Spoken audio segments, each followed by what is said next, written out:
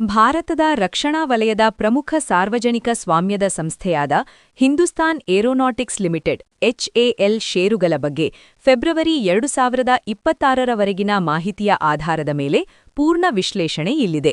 1. ಪ್ರಸ್ತುತ ಮಾರುಕಟ್ಟೆ ಸ್ಥಿತಿ ಫೆಬ್ರವರಿ 25, 2026ರಂತೆ ಷೇರು ಬೆಲೆ ಸರಿಸುಮಾರು 3,950ರಿಂದ 3,980 ರೂಪಾಯಿಗಳ ಆಸುಪಾಸಿನಲ್ಲಿದೆ. 52 ವಾರಗಳ ಗರಿಷ್ಠ 5,165 ರೂಪಾಯಿ ಮತ್ತು ಕನಿಷ್ಠ 3,046 ರೂಪಾಯಿ. ಮಾರುಕಟ್ಟೆ ಮೌಲ್ಯ ಮಾರ್ಕೆಟ್ ಕ್ಯಾಪ್ ಸುಮಾರು 2.64 ಲಕ್ಷ ಕೋಟಿ ರೂಪಾಯಿ. ಪಿಇ ಅನುಪಾತ ಅಂದಾಜು 29.7.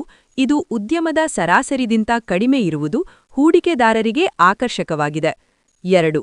ಇತ್ತೀಚಿನ ಆರ್ಥಿಕ ಸಾಧನೆ Q3 FY26 ಫಲಿತಾಂಶಗಳು ಫೆಬ್ರವರಿ 2026ರಲ್ಲಿ ಪ್ರಕಟವಾದ ಮೂರನೇ ತ್ರೈಮಾಸಿಕದ ಫಲಿತಾಂಶಗಳು ತುಂಬಾ ಆಶಾದಾಯಕವಾಗಿವೆ.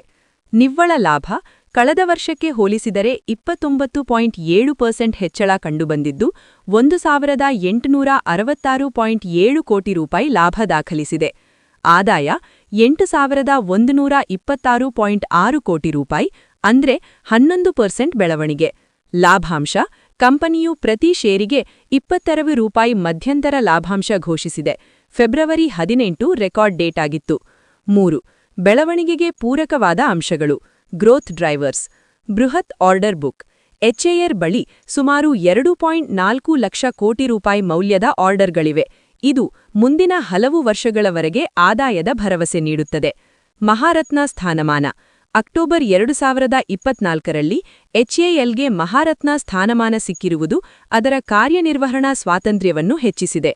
ಆತ್ಮನಿರ್ಭರ ಭಾರತ Tejas mark 1A, Prachand helicopter ಮತ್ತು ಸುಖೋಯ್ ವಿಮಾನಗಳ ಆಧುನೀಕರಣದಂತಹ ಯೋಜನೆಗಳು ಕಂಪನಿಗೆ ದೊಡ್ಡ ಬಲ ನೀಡಿವೆ.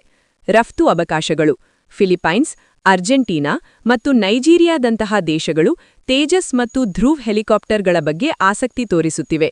4. ಎದುರಿಸುತ್ತಿರುವ ಸವಾಲುಗಳು ಮತ್ತು ಅಪಾಯಗಳು ಎಎಂಸಿಎ ಕಾರ್ಯಕ್ರಮದ ಅನಿಶ್ಚಿತತೆ. ಮುಂಬರುವ advanced medium combat aircraft AMCA ಯೋಜನೆಯಲ್ಲಿ ಖಾಸಗಿ ವಲಯದ ಪಾಲ್ಗೊಳ್ಳುವಿಕೆ ಹೆಚ್ಚಾಗಬಹುದು ಎಂಬ ವರದಿಗಳಿಂದ ಇತ್ತೀಚೆಗೆ ಷೇರು ಬೆಲೆಯಲ್ಲಿ ಸ್ವಲ್ಪ ಇಳಿಕೆ ಕಂಡುಬಂದಿದೆ.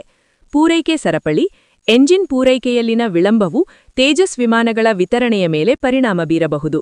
ತಾಂತ್ರಿಕ ತಪಾಸಣೆ ಫೆಬ್ರವರಿ 2026ರಲ್ಲಿ ತೇಜಸ್ ವಿಮಾನಗಳ ತಾಂತ್ರಿಕ ತಪಾಸಣೆಗಾಗಿ ಹಾರಾಟ ಸ್ಥಗಿತಗೊಳಿಸಿದ ಸುದ್ದಿಯು ಷೇರು ಮಾರುಕಟ್ಟೆಯಲ್ಲಿ ಸ್ವಲ್ಪ ಆತಂಕ ಮೂಡಿಸಿತ್ತು. 5. ತಾಂತ್ರಿಕ ವಿಶ್ಲೇಷಣೆ ಮತ್ತು ಭವಿಷ್ಯದ ಗುರಿ ಟಾರ್ಗೆಟ್ ಪ್ರೈಸ್. ಬೆಂಬಲ ಮಟ್ಟ ಸಪೋರ್ಟ್ ಲೆವೆಲ್ 3,990ರಿಂದ 3,950 ರೂಪಾಯಿ ಪ್ರಮುಖ ಬೆಂಬಲ ಮಟ್ಟವಾಗಿದೆ. ಪ್ರತಿರೋಧ ಮಟ್ಟ ರೆಸಿಸ್ಟೆನ್ಸ್ ಲೆವೆಲ್ 4,270 ದಾಟಿದರೆ ಷೇರು ಮತ್ತೆ ಪುಟರೇಳುವ ಸಾಧ್ಯತೆಯಿದೆ. ಬ್ರೋಕರೇಜ್ ಸಂಸ್ಥೆಗಳ ಅಭಿಪ್ರಾಯ ಗೋಲ್ಡ್ಮನ್ ಸ್ಯಾಕ್ಸ್ 5,255 ರೂಪಾಯಿ ಮತ್ತು ನೊಮುರಾ 6,000 ರೂಪಾಯಿದಂತಹ ಸಂಸ್ಥೆಗಳು ದೀರ್ಘಾವಧಿಗೆ ಬೈ ರೇಟಿಂಗ್ ನೀಡಿವೆ. ತೀರ್ಮಾನ ಎಚ್ಎಎಲ್ ಒಂದು ಬಲಿಷ್ಠವಾದ ಫಂಡಮೆಂಟಲ್ ಹೊಂದಿರುವ ಕಂಪನಿಯಾಗಿದೆ. ಇತ್ತೀಚಿನ ಬೆಲೆ ಕುಸಿತವು ದೀರ್ಘಾವಧಿ ಹೂಡಿಕೆದಾರರಿಗೆ ಒಳ್ಳೆಯ ಅವಕಾಶವಾಗಿ ಕಂಡುಬರುತ್ತಿದೆ. ಆದರೂ ರಕ್ಷಣಾ ವಲಯದ ಯೋಜನೆಗಳ ವಿಳಂಬ ಮತ್ತು ಮಾರುಕಟ್ಟೆಯ ಏರಿಳಿತಗಳ ಮೇಲೆ ಗಮನವಿರಲಿ. ಇಂದು ಫೆಬ್ರವರಿ 25, 2026 ಬುಧವಾರದಂದು ಭಾರತೀಯ ಷೇರು ಮಾರುಕಟ್ಟೆಯು ಕಳೆದ ದಿನದ ಭಾರೀ ಕುಸಿತದಿಂದ ಚೇತರಿಸಿಕೊಂಡು ಸಾಧಾರಣ ಏರಿಕೆಯೊಂದಿಗೆ ವಹಿವಾಟು ಅಂತ್ಯಗೊಳಿಸಿದೆ. ಬೆಳಿಗ್ಗೆ ಮಾರುಕಟ್ಟೆ ಅತ್ಯಂತ ವೇಗವಾಗಿ ಏರಿಕೆ ಕಂಡಿತ್ತಾದರೂ ಸಂಜೆ ವೇಳೆಗೆ ಲಾಭದ ಪ್ರಮಾಣ ಸ್ವಲ್ಪ ಕಡಿಮೆಯಾಯಿತು. ಇಂದಿನ ಮಾರುಕಟ್ಟೆಯ ಪ್ರಮುಖ ಮುಖ್ಯಾಂಶಗಳು ಇಲ್ಲಿವೆ. 1. ಪ್ರಮುಖ ಸೂಚ್ಯಾಂಕಗಳ ಸ್ಥಿತಿ ಕ್ಲೋಸಿಂಗ್ ಫಿಗರ್ಸ್. ನಿಫ್ಟಿ 50 ಸುಮಾರು 25,482 ಮಟ್ಟದಲ್ಲಿ ವಹಿವಾಟು ಮುಗಿಸಿದೆ. ಅಂದಾಜು 0.23% ಏರಿಕೆ. ಸೆನ್ಸೆಕ್ಸ್ ಸುಮಾರು 50 ಪಾಯಿಂಟ್ಸ್ ಏರಿಕೆಯೊಂದಿಗೆ 82,726 ಮಟ್ಟದಲ್ಲಿ ಸ್ಥಿರವಾಯಿತು.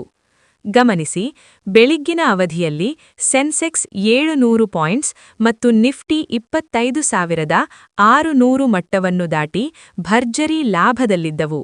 ಆದರೆ ಕೊನೆಯ ಹಂತದಲ್ಲಿ ರಿಲಯನ್ಸ್ ಮತ್ತು ಎಸ್ಬಿಐ ಷೇರುಗಳ ಕುಸಿತದಿಂದ ಲಾಭದ ಪ್ರಮಾಣ ತಗ್ಗಿತು. 2. ವಲಯವಾರು ಸಾಧನೆ ಸೆಕ್ಟೋರಲ್ ಪರ್ಫಾರ್ಮೆನ್ಸ್. ಐಟಿ ವಲಯ. ಇಂದು ಮಾರುಕಟ್ಟೆಯ ಚೇತರಿಕೆಗೆ ಐಟಿ ಷೇರುಗಳೇ ಪ್ರಮುಖ ಕಾರಣ. ನಿನ್ನೆ ಅಂದರೆ ಮಂಗಳವಾರ ನಿಫ್ಟಿ ಐಟಿ ಸುಮಾರು 5% ಕುಸಿದಿತ್ತು, ಆದರೆ ಇಂದು ನಿಫ್ಟಿ ಐಟಿ ಸುಮಾರು 2.5% ರಿಂದ 3% ರಷ್ಟು ಪುಟಿದೆದ್ದಿದೆ. ಮೆಟಲ್ ವಲಯ. ಮೆಟಲ್ ಇಂಡೆಕ್ಸ್ ಕೂಡ ಸುಮಾರು 2.2% ಏರಿಕೆ ಕಂಡು ಉತ್ತಮ ಪ್ರದರ್ಶನ ನೀಡಿದೆ. ಸಾರ್ವಜನಿಕ ವಲಯದ ಬ್ಯಾಂಕುಗಳು ಪಿಎಸ್ಯು ಬ್ಯಾಂಕ್ಸ್. ಇಂದು ಈ ವಲಯದಲ್ಲಿ ಮಾರಾಟದ ಒತ್ತಡ ಕಂಡುಬಂದಿದ್ದು ಸುಮಾರು 0.8% ಕುಸಿತ ಕಂಡಿದೆ. ಮಾರುಕಟ್ಟೆಯ ಮೇಲೆ ಪ್ರಭಾವ ಬೀರಿದ ಪ್ರಮುಖ ಸುದ್ದಿಗಳು. ಸೌರ ಇಂಧನ ಕಂಪನಿಗಳಿಗೆ ಹೊಡೆತ. ಭಾರತದ ಸೋಲಾರ್ ಕಂಪನಿಗಳ ಮೇಲೆ ಅಮೆರಿಕ ವಾಣಿಜ್ಯ ವಿಭಾಗವು ಸುಮಾರು 126% ಪ್ರಾಥಮಿಕ ಸುಂಕ ವಿಧಿಸಿರುವ ಕಾರಣ ಪ್ರೀಮಿಯರ್ ಎನರ್ಜೀಸ್ ಮತ್ತು ವಾರಿ ಎನರ್ಜೀಸ್ಂತಹ ಷೇರುಗಳು ತೀವ್ರ ಕುಸಿತ ಕಂಡಿವೆ. ಜಾಗತಿಕ ಪ್ರವೃತ್ತಿ. ಜಾಗತಿಕ ಮಾರುಕಟ್ಟೆಗಳಲ್ಲಿನ ಸಕಾರಾತ್ಮಕ ವಾತಾವರಣವು ಭಾರತೀಯ ಹೂಡಿಕೆದಾರರಲ್ಲಿ ಉತ್ಸಾಹ ತುಂಬಿದೆ. ವಿಡಿಯೋ ಇಷ್ಟವಾದರೆ ಲೈಕ್ ಮಾಡಿ, ಶೇರ್ ಮಾಡಿ, ಸಬ್ಸ್ಕ್ರೈಬ್ ಮಾಡಿ ಫ್ರೆಂಡ್ಸ್, ಮತ್ತು ಬೆಲ್ ಬಟನ್ ಒತ್ತಿ ಫ್ರೆಂಡ್ಸ್.